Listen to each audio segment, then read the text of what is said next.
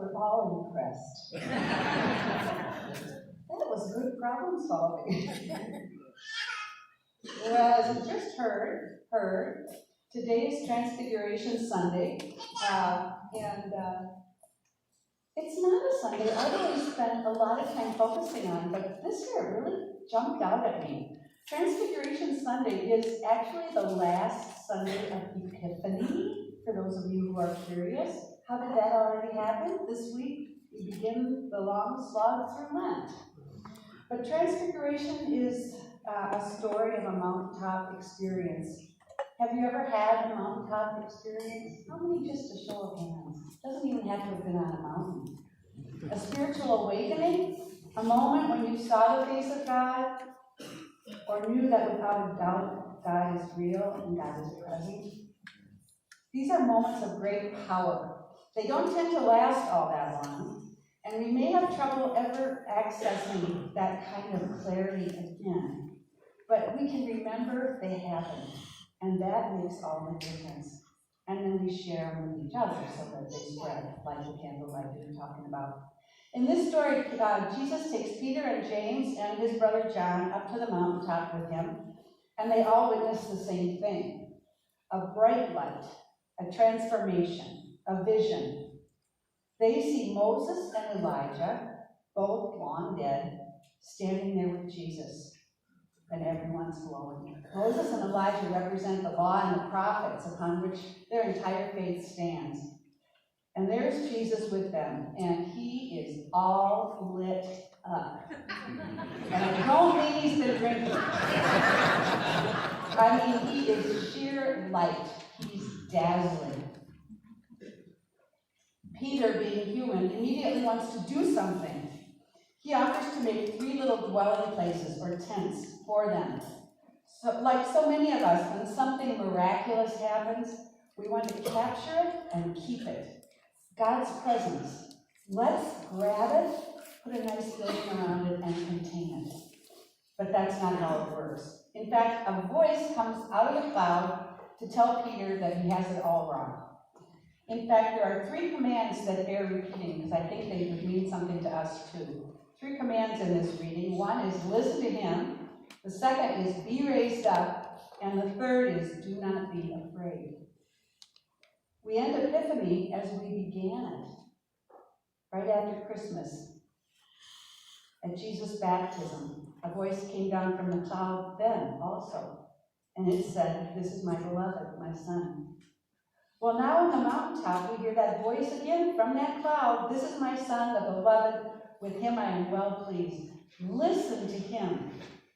And so that's what we try to do. And none of us has a direct line or gets it right all the time. And so we come together. We come here every week. We need each other's eyes and ears. We come every Sunday to listen for God's presence through scripture and song and prayer and word, sometimes a squeaky microphone. We tune our ears to a power greater than ourselves. And then we gather around the table and we listen to Jesus' words again. And a lot of the time they sound the same, but there are moments when we hear them in a new way or see the light in another person's face as they pray. In Lent, we get to give extra time and attention to just listening. As soon as the disciples hear the voice, they fall to the ground, but Jesus immediately approaches them. He was no longer lit up like a neon sign, and Moses and Elijah are now gone. It is just regular old Jesus. He touches them and he says, "Be raised up." Our translation that Kevin read actually said, "Get up." And I imagine they did get up. But the original language is more nuanced. It says, "Be raised up." In other words, you may not be able to do it yourself, and you don't have to. But you do have to participate, to cooperate. Let it happen. Allow yourself to be raised up, to be brought out of the darkness of your own despair and into the light of Christ. Open your eyes and let yourself be lifted. On Friday, a couple days ago, at about 6 p.m., I was driving home from work. I had come to Grand Avenue in Chatsworth, some of you may know that corner, where I waited to turn right onto Grand. It was busy, as Grand Avenue often is busy, and it was dusk and a little hard to see. It took me a moment to realize that a mere 10 feet in front of me, in the crosswalk, someone had fallen and was struggling to get up. It was agonizing to see, and before I could do anything, this delicate man, who I began to notice clearly lives with a degenerative disease of some kind, probably cerebral palsy,